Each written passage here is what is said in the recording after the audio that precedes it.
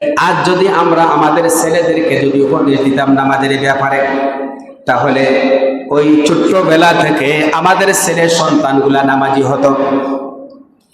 আপনারা আমাকে সাক্ষী দেন, এই যে আমরা মসজিদ বানালাম, এত লক্ষ লক্ষ টাকা আমরা খরচ করে এত সুন্দর করলাম, আমরা নামাজ পড়ি, মসজিদে আসি, কিন্তু আপনারা বলেন আমরা কয়জন বাবা আমাদের ছেলেদেরকে হাত ধরে ধরে আমরা মসজিদে নিয়ে এসেছি?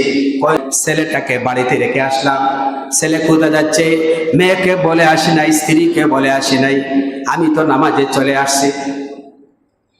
ভাইরা আমার, আমরা আমার ছেলেকে মেয়েকে হাতে ধরে ধরে স্কুলে নিয়ে যাই, হাতে ধরে ধরে মার্কেটে নিয়ে যাই, কিন্তু যেই জিনিসটা হলে সন্তানের চরিত্র ভালো হবে, আজকে আমরা যদি আমি বাবা আমি মা যদি সন্তানকে যদি আমরা হাতে ধরে ধরে যদি মসজিদের গেট পর্যন্ত দিয়ে আসতাম, তাহলে বলেন ওই ছেলে মেয়েগুলা যদি ছোট্টবেলায় যদি নামাজের অভ্যাস হতো, তাহলে দেখেন ওই ছেলেটা বড় হয়েও কোনো সময় নামাজ ছাড়তো না।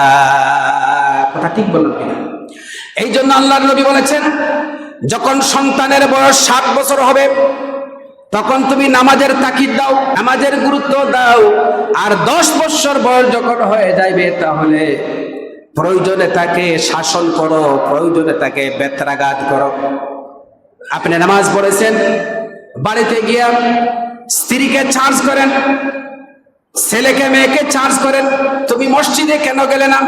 স্ত্রীকে বলেন তুমি কেন নামাজ পড়ো নাই?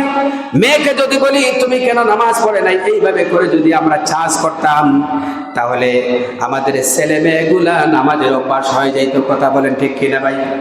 নামাজের অভ্যাস হয়ে যাইতো, নামাজ তারা পড়তো।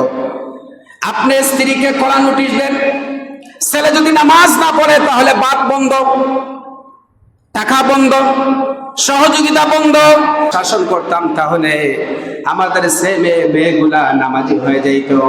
কিন্তু দুঃখ বলার জায়গা নাই, আমরা নিজেরা নামাজ পড়ি না, আর আমাদের ছেলে সন্তান স্ত্রী পুত্র পরিবারকে আমরা নামাজের ব্যাপারে তাকিদ দেই না।